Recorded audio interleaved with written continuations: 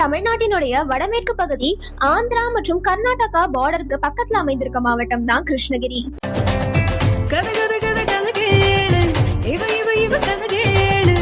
கிருஷ்ணகிரின்னு சொன்னாலே நமக்கு முதல்ல நினைவுக்கு வர்றது இங்க இருக்கும் மாம்பழங்கள் தான். ஆண்டுதோறும் 3 லட்சம் டன் மாம்பழங்கள் இங்க உற்பத்தி ஆகுது.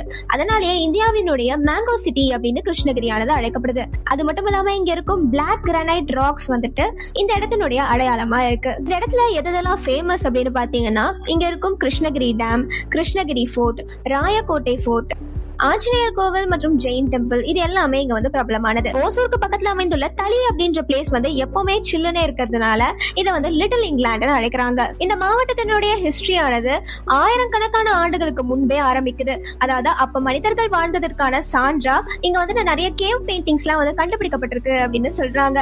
அதுக்கப்புறம் இது சேரர்கள், சோழர்கள், பாண்டியர்கள், விஜயநகர பேரரசர், மைசூர் அரசர்கள், ஆங்கிலேயர்கள்னு இவங்க எல்லாருடைய ஆட்சிக்கு கீழேயும் இருந்திருக்கு.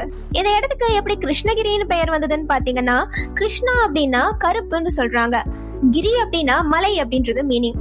நான் ஏற்கனவே சொன்ன மாதிரி இந்த இடத்தை சுற்றி பல பிளாக் கிரானைட் ராக்ஸ் இருக்கு. அதாவது கருப்பு பாறைகள் அதிகமா இருக்கிறதுனால தான் இந்த இடத்துக்கு கிருஷ்ணகிரி அப்படின்னு பெயர் வந்ததுன்னு சொல்லப்படுது.